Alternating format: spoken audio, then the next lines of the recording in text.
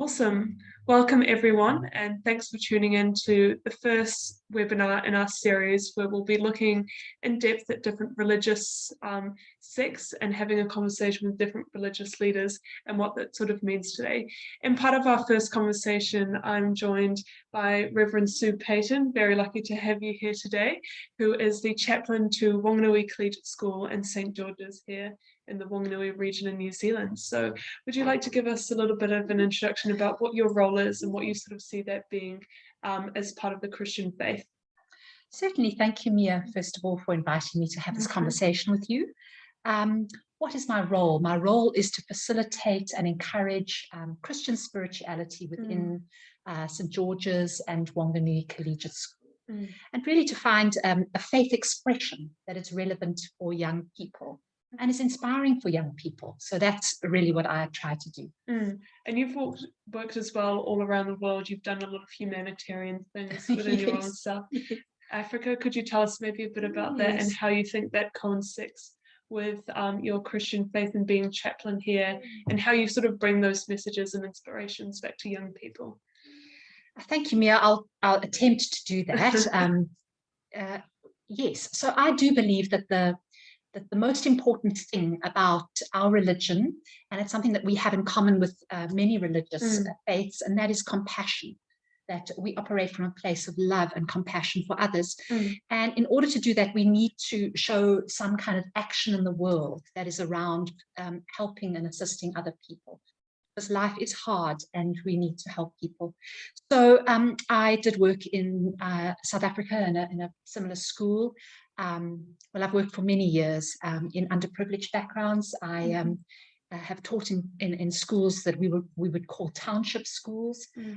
And for many years, I actually ran something called the Community Engagement Program, which was encouraging girls, in particular it was a girls' school, to get involved in community service and to give something back to their communities. Because I just thought that in regards to nurturing leadership, it's really important that community service is seen as a pillar or an important part of our leadership formation, because we need leaders who are going to serve. Exactly. And that's really sort of interesting that you mentioned the difference between in different types of communities, whether they were ones here where we're typically more comfortable and have been afforded more privileges rather than like in underprivileged areas. It's interesting that a lot of people, when they talk about religion in the future, with the rise of technology and science, maybe see that we're going to see more of a concentration in religion in areas that are typically less stable, where their politics and government aren't as reliable as ones in like more Western countries and stuff. So do you sort of see in the facets that you've been able to see religion in these two different contexts, how do you think that sort of coincides, and do you think religion itself can be categorized into one thing, or does it sort of depend largely on the different contexts? Okay, so you've asked me many things here, so I'll try and unpack a little bit of what I think that you might be asking me. First of all, the thing that I really appreciate about being part of the Anglican faith is the importance of theological education. So I've spent many years studying theological education, and in order to do that, I had to listen to the perspectives of many other people. Certainly liberation theologies, ecofeminist theology. There are many different theologies which challenge some of the sociological and social structures of our lives. And sometimes to listen is to feel uncomfortable. But I think that when we do that, when we return to what we feel is comfortable, we always find that we've grown in some way. And so I think that part of being involved in the pursuit of spirituality is to continue to explore and read and learn and listen, and then to come back and to be a part of the spiritual practice. And I think that's something certainly that I've come across the more I've looked into faiths, is that they are far more internally diverse. They're incredibly dynamic rather than this sort of like static sort of picture that we see, especially perpetrated by a lot of the media, where sort of we see Christianity a lot of the times having really changed since it's sort of like biblical inception, but that's not necessarily the case with Christianity as it is now. I think there are many different expressions of Christianity, but I think there are also many different expressions in different religions as well. I'm hoping that moving into the future that there is going to be less binary positions and less fundamentalism, and that there will be people that are more willing to learn and to listen, and also respect that different people hold different opinions and different ways of doing things. I know that for me, my framework is Christianity. It's through my Christian framework that I have come to experience God and to practice my spirituality. But I recognize that others might have a different framework. And so it's really respect for different people's opinions and ways of being in the world. Yeah, so you touched on a couple of things there, especially that framework of respect, and that you can still sort of maintain the integrity of having your own faith and believing in that, while also allowing yourself to be opened up into different faiths and different ideas of thinking. And I think that's sort of perhaps a worry or something that those perhaps unwilling to embrace interfaith may come across, that they feel that embracing other religions means jeopardizing their own. What do you sort of think about that, and how important do you think interfaith will be perhaps in the future, or how important should it have been in the past? It's a very interesting question, Mia, and I don't always have the answers for all these different things. Never do. I know that I have read widely, and I've had friends who are agnostic, atheist, Buddhist, Muslim, Hindu, and I've really enjoyed learning about their practices. I've celebrated Diwali with my Hindu friends many times, and I feel that it has allowed me to grow.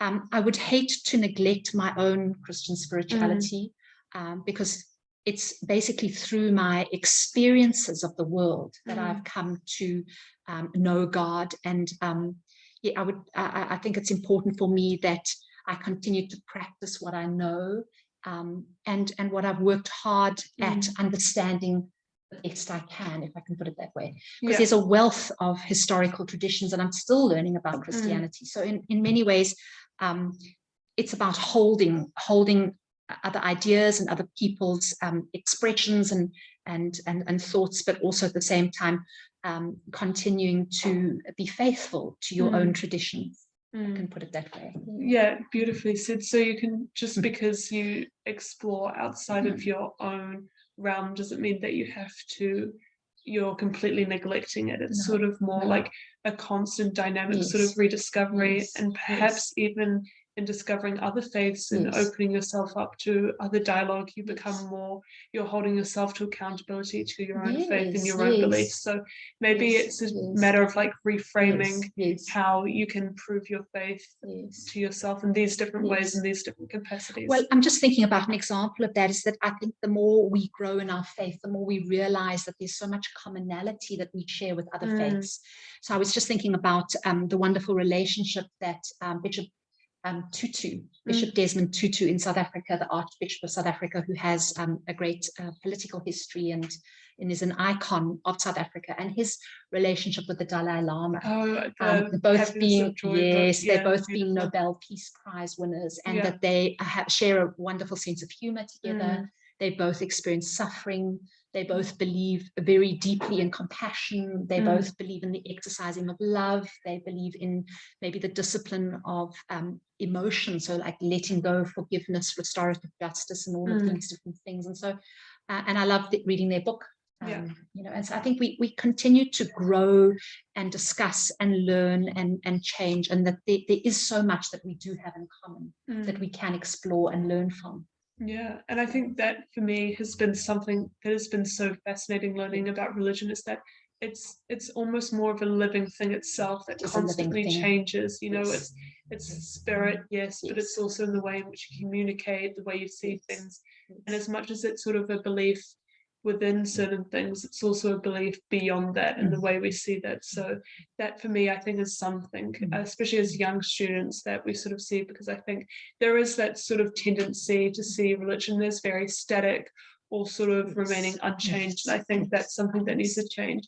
And your experiences both at the primary level with St. George's and at a senior level at Collegiate.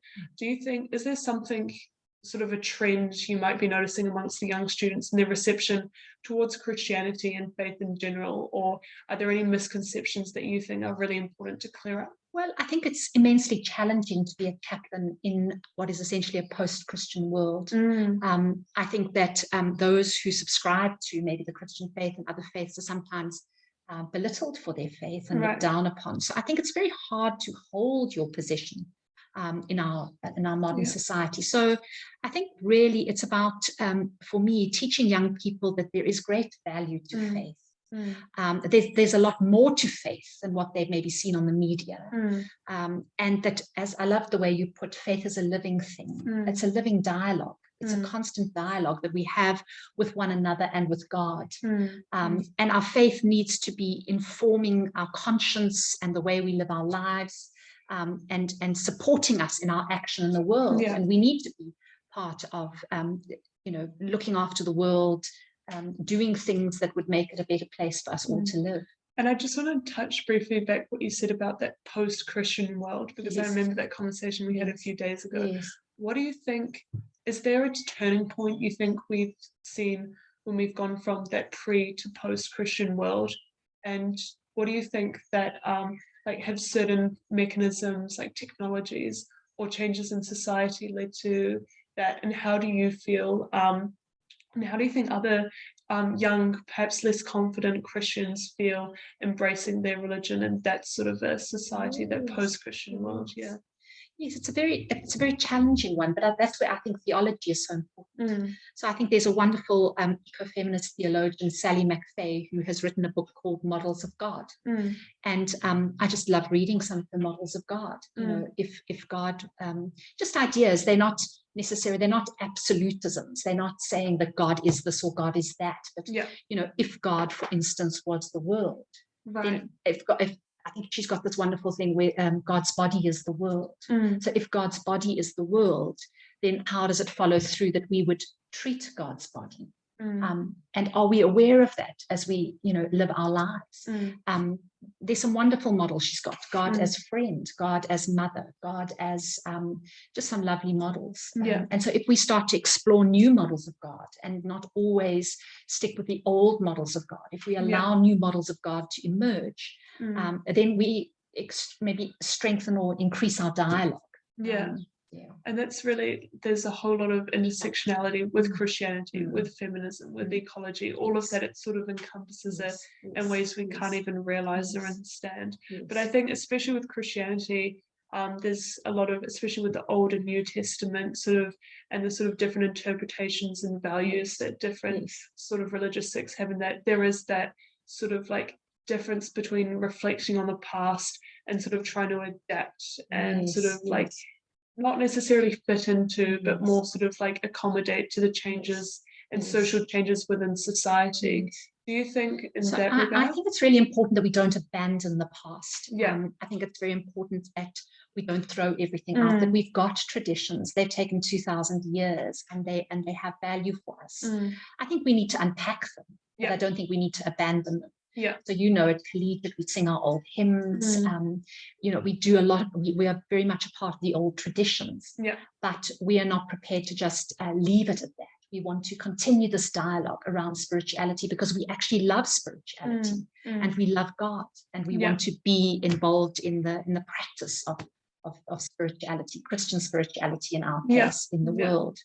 And I think especially with a lot of sort of analysis, particularly with regard to the Old Testament and those sort of like early Judaist texts, there's a lot of, even at the times when it's seen as like the most opposite to what we as a society now believe, I think it's even then more important that we don't abandon them, but offer reflection. We offer criticism, we offer sort of constructive like academic reading and teaching into seeing how they fit into society now. Because I think there's also that issue as well of when we only focus on like the issues we see within certain faiths, we also ignore the bountiful like lives that Christianity has touched and all the good that it's done. So it's that sort of Absolutely. balancing act. I think that it's really difficult, especially for sort of like widespread media to get. Do you think in particular with Christianity? It is a balancing act. And I think that we have learned, for instance, human rights. Think of how far human rights have come. Yeah. And think of the United Nations and when those were implemented after the Second World War. Those things must inform our theology. And when we look at texts, we need to understand them in the light of that. And we need to be critical of them. And there are special processes that we are taught, how to interpret, deconstruct, and understand text in a modern context. Yeah. So not abandoning our sacred texts, as you said. Yeah, it's a constant sort of process of re-examining, relearning, and sort of like rebuilding in a certain way of what these sort of texts mean. Very much so. That's really interesting. Cool. There's especially we've touched a lot on the media and sort of the future and that sort of a role. Do you think what sort of channels do you think Christianity or religion is at its most harmful and at its most beneficial? And are there sort of other ways in your experience that you've come across that are really effective at conveying religion and faith that you've seen, or any suggestions or anything you might have for younger students watching about ways that they can be exposed to different religion if they have no idea where to start? Yeah, that's a very good question. Mia, I can't always answer those things. I certainly use Instagram and use imagery. I love imagery.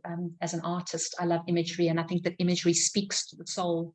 But I've also seen the abuse of media. Right. I think that certainly we've learned in lockdown that been quite helpful to have services Zoomed, and it has allowed more people to listen and to dialogue around it. But I think there's nothing to replace actually being part of a community and being in relationship with other people. Exactly. And I think they hold us to account. It can't just be a cerebral experience. It needs to be something that is located within a community. And when it brings people together, that has, I think it's really also interesting when you touched on the sort of imagery of art appealing to you, because I think in the way that Christianity can be so pervasive and so fluid, it also means that there will almost always be mediums or ways of which you can express or feel connected to Christianity that may not always be going to a church. It may just be like doing pieces of art or seeing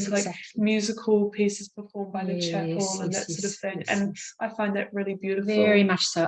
As I've got older, I've realized that that my creativity, when I am creating, it is a way of contemplating God. And I've experienced that as a kind of contemplation. And so I value creativity in all its forms, and think it is a way of growing closer to God, of contemplating, really. Yeah, and it's sort of constantly expressing itself. And I think there's definitely those sort of like pillars or traditional structures that we talked about earlier within Christianity, but I think there is a lot of flexibility within the individual about how they feel is the way to express it for themselves to feel closer to God, because it's all about that personal connection and getting that personal attainment, rather than sort of maybe moving away from what we've seen going directly through certain sort of the popes that we had in the Middle Ages, is that being the only way. You know, it's a great way now that everyone in their own way, obviously following those sort of like guidelines, can have a connection to God and see it in that way. Well, it's moved away from a hierarchical religion to a much more egalitarian religion, and so it's the emphasis is no longer on the transcendency of God, but maybe on the immanence of God. And I think that ecofeminism, liberation, all of those theologies have brought a greater awareness of the immanence of God. Which is God with us, really. Do you think there's a few really interesting theories about the way in which Christianity can evolve or sort of develop and change? There was the different ways of thinking. There was the life and work aspect, I think, that came out of one of the major Christian conventions a couple of decades ago, that was all about seeing Christianity more as it had become diluted, and therefore they needed to reconsider it to become more compact and more centralized in that regard. And then we had also the complete opposite, that in fact building Christianity and building faith came through exploring other religions, and by that way gaining sort of like confidence within the Christian religion. Do you think that how do you see sort of Christianity evolving? I don't think there's a particular formula. I think it's just, I'm not too sure how it's going to evolve, but I think it starts with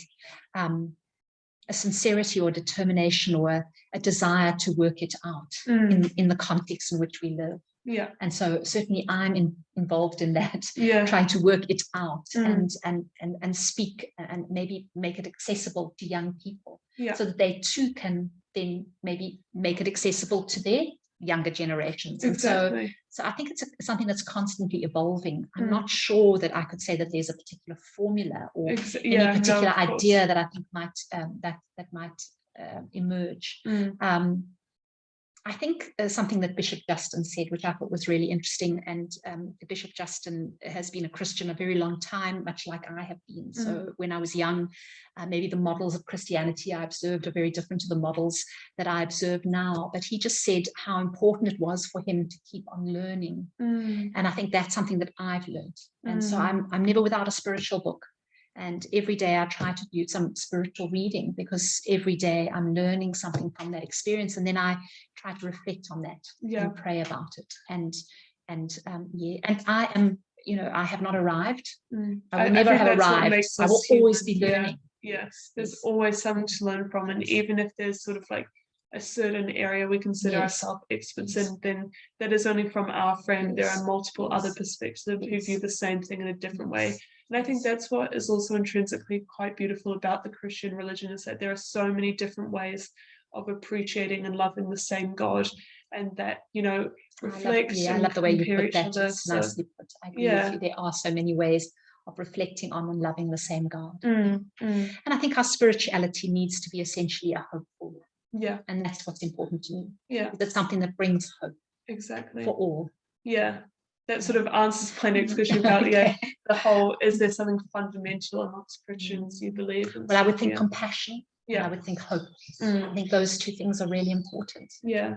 And what about you seeing that in the younger generation? I think something that Christianity was in the past was quite punitive. So maybe that's in my thinking is in opposition to that it's more about compassion. Yeah. And it's more about hope than being punitive and judgmental. Yeah. And I think sort of younger students and the younger generation, I think as a whole in general on the world stage, are becoming more aware.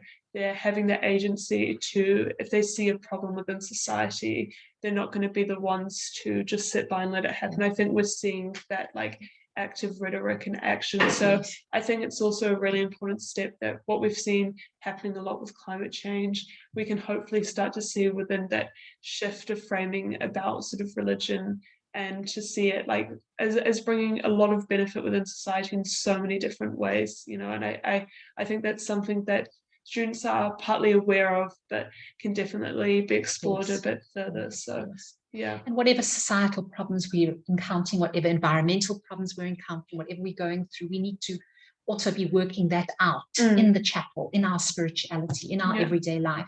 It has to be about things that are relevant and relate to our lives. Exactly. And a lot of your sermons do sort of touch about that. Well, I try to. No, they definitely do. And there's a lot of, I guess it's that whole like network, that whole sort of like diversification, that sort of like going back and saying, like taking accountability, like I had maybe viewed this in a different way, but now I've like gained knowledge from it and I can do it differently. So it's that whole sort of cross connection. It's so incredibly complex, and we could have this conversation on another day and talk about a completely different tangent. So, but I think that it all comes together, that all ties by together within Christianity, with that hope and with that sort of service and passion. And love. Yeah, exactly. It's beautifully said. Yeah, thank you very much for your time. It's I think these sort of conversations, whether that's me talking to you right now, or if it's someone just talking on the street to someone handing out pamphlets about the Christian faith, or